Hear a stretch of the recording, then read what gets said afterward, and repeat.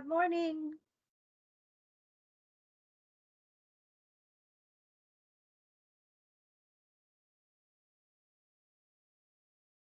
Juanita, you guys are muted in there.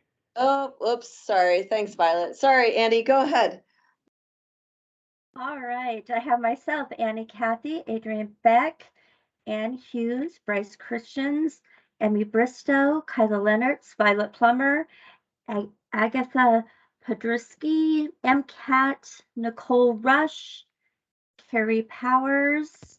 It looks like in 206 we have Commissioners Vero, Strohmeyer, and Slotnick. We have Chris Lounsbury, and we have Vincent Hadbush, sorry, Allison France, and I can't see who that is in the background. It's Andrew Hagemeyer. Thank you, Andrew. Did I miss anybody? No, thank you. Is there any public comment on items not on the agenda? And no consent agenda, so straight to Nicole and Agatha for the Big Sky Economic Development Trust. And Agatha, are you a new? Oh no, Agatha's with Silixa, not with MEP. Never mind. Oh, Right. yeah. Yeah. Good morning. Nice to see you all. Hi. Yeah, so we're asking this morning to authorize a new BSTF application for Silixa, and I have Agatha Podrasky with me. She is a scientist with Silixa, I believe. And normally I think you would have heard from Thomas Coleman, but I think he's out of town. So Agatha has stepped up to speak for the company today, and she'll give you a brief overview. Thanks. Thank you so much, Nicole. Am I able to share my screen to show some slides? I believe so. We'll double check. Okay, the share icon at the top of my screen is great. There we go. Perfect. Thank you. Okay. Oh, thanks, Annie. So can you see my screen? Yes. Yes. Wonderful, thank you. So thank you for introducing me, Nicole. So I'm Agatha Podrasky, and I'm a project scientist with Silixa's team here in Missoula. So it's a pleasure to just have this opportunity to share about Silixa and our upcoming plans for growth. Silixa was established in 2007, just outside of London in the UK, with a focus on fiber optic distributed sensor research and development and manufacturing.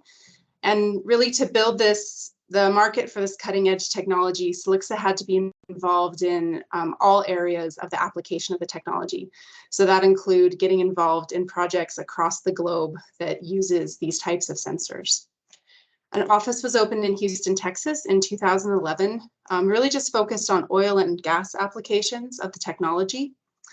And then in 2019, a second US office was opened here in Missoula, focused on environmental and infrastructure applications across North America with some very diverse types of projects.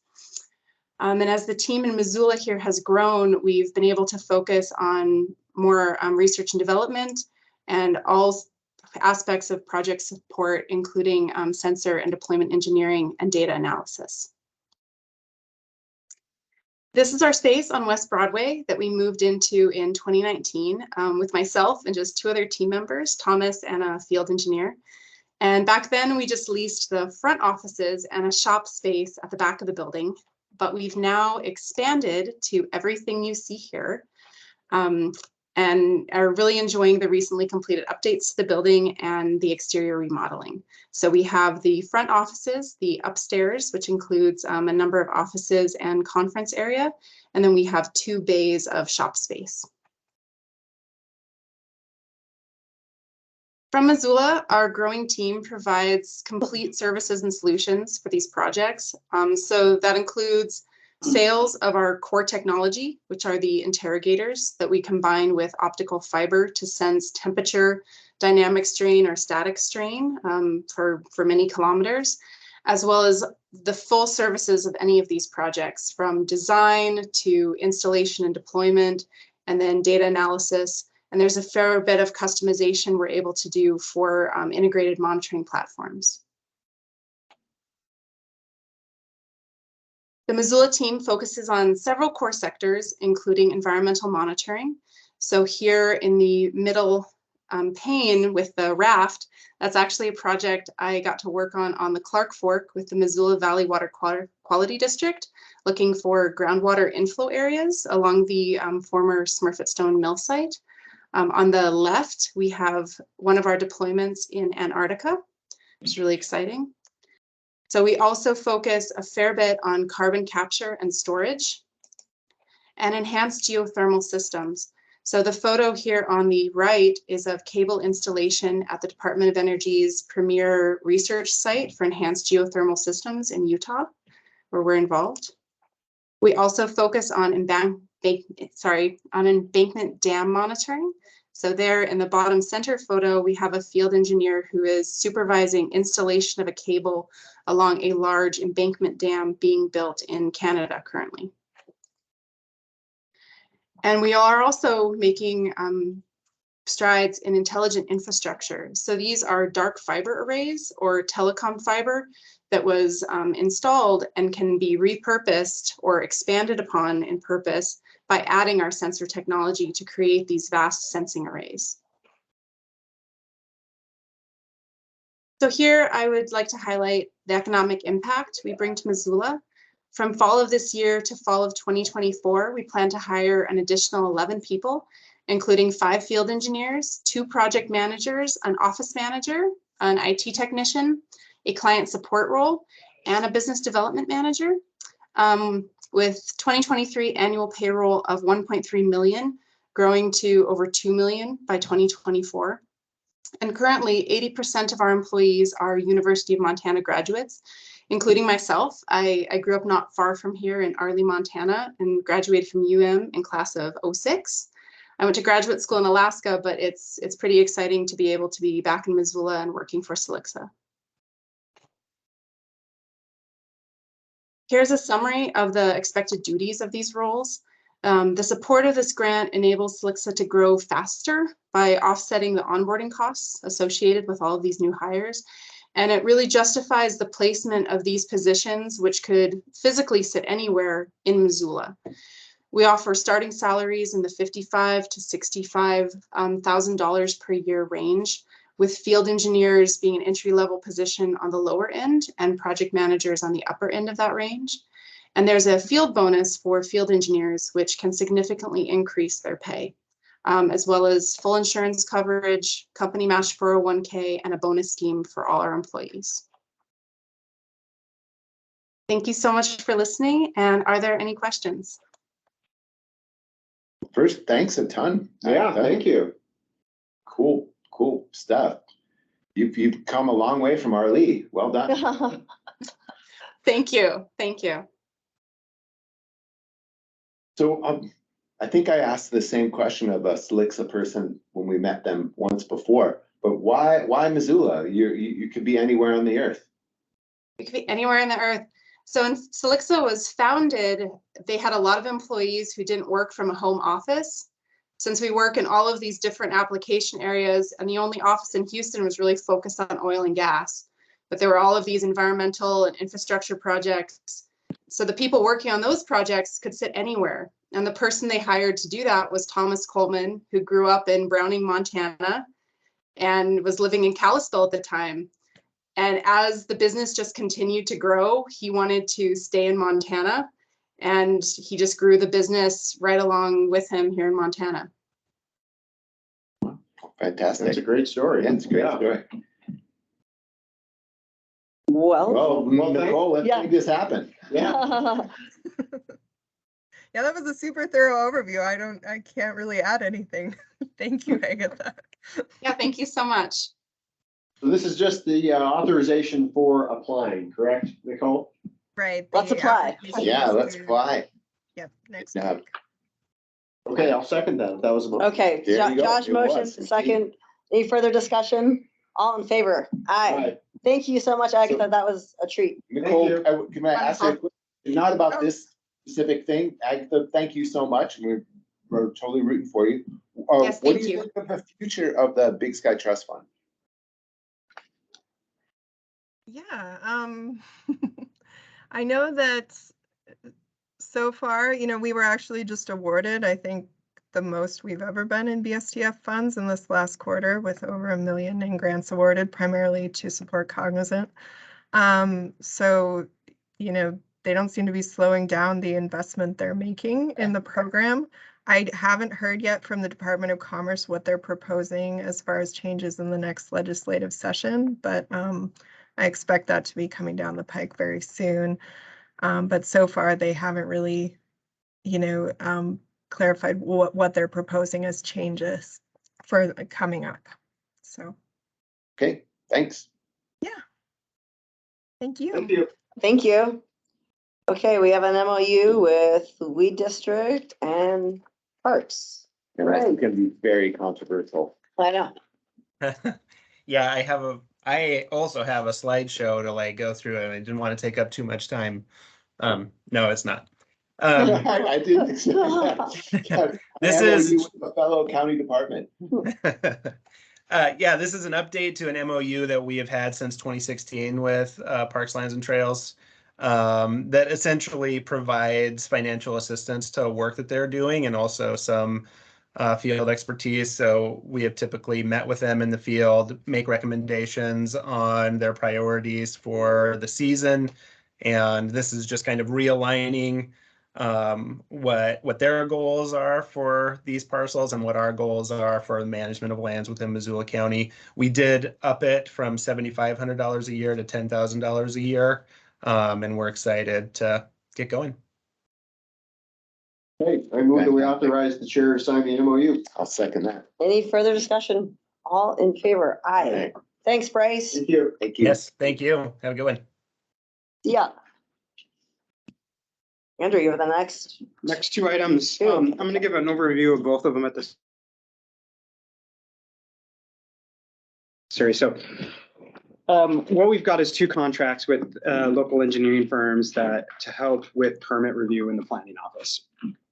Basically, as you know, we had a bunch of turnover absences with especially in our floodplain review. We have the highest rated floodplain program in the state of Montana, which keeps our rates the lowest in the state comparatively. Or insured, that means the rates that folks who have to buy flood insurance pay is greatly reduced because of the work. Because of the work that the floodplain program does. So it's really important, but we've fallen way behind and with permit review because of this staffing situation.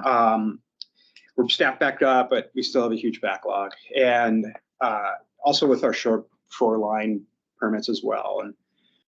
And with floodplain permits, if you don't review them, they get approved automatically without any review. So it's detrimental to our program. It's also detrimental to the public, public health and safety of the community. So what we did, these firms would help with permit review. And so what we did was the county went out with a big RFQ process, request for qualifications for engineering support. It was a multi-department initiative, public works, planning, et cetera. And we created a pool of engineering firms that had certain qualifications to do certain types of work for county departments. So what we did was we created like a separate little RFP, you might say, and distributed it to this pool of qualified RFQ. Post RFQ. The county had selected the engineering firms to be in this pool.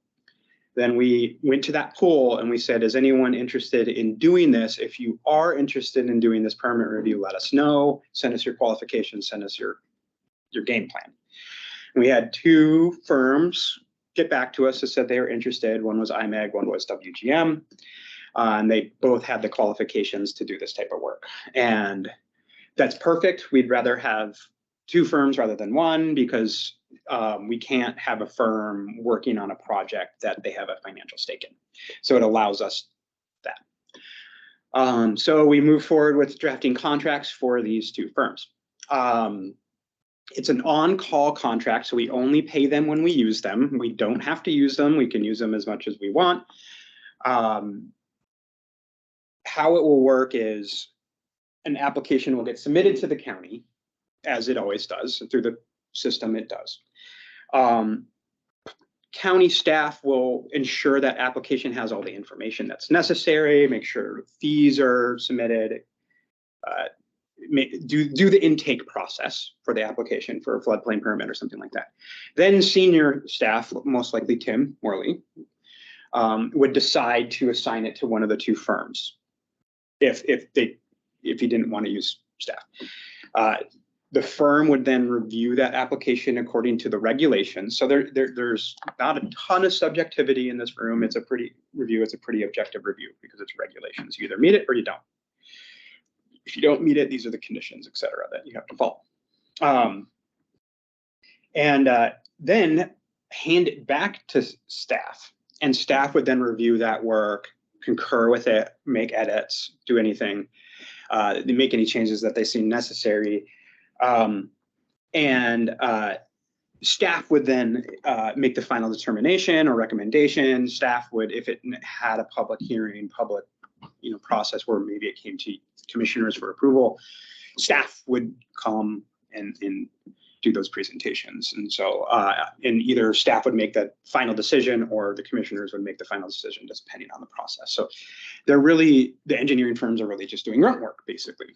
So we've heard from some constituents who, in so many words, allege that this is the fox guarding the hen house if we're outsourcing it. But what you've described, especially since they would not be reviewing projects for their own clients and all of the other review steps by county staff, it sounds like there's plenty of checks and balances built into this. Like what you said, the grunt work, Mhm. and then it gets reviewed again by us senior Yeah. staff. It's more like a well-trained dog on a leash than a fox. All right.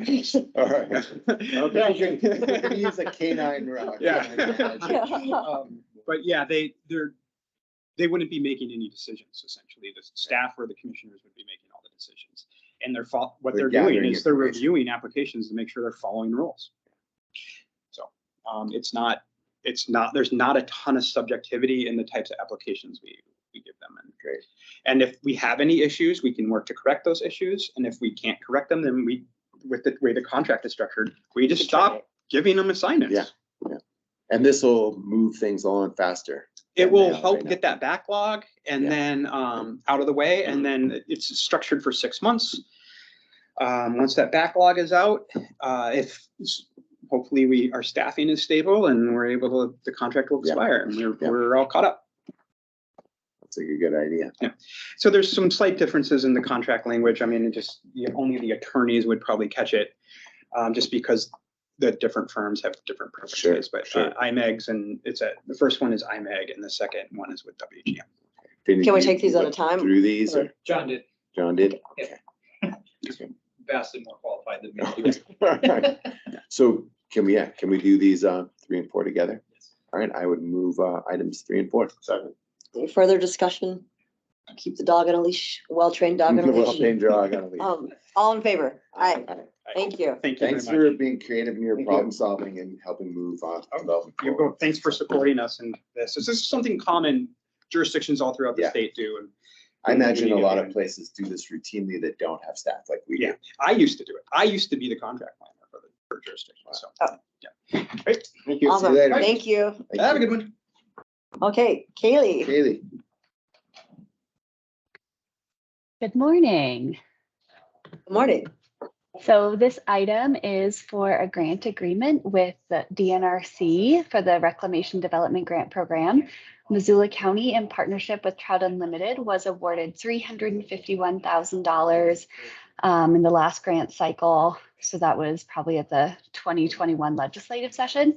And now that construction is getting going and is active, we are working on the grant agreement with DNRC so the funds can be released and put to use right away.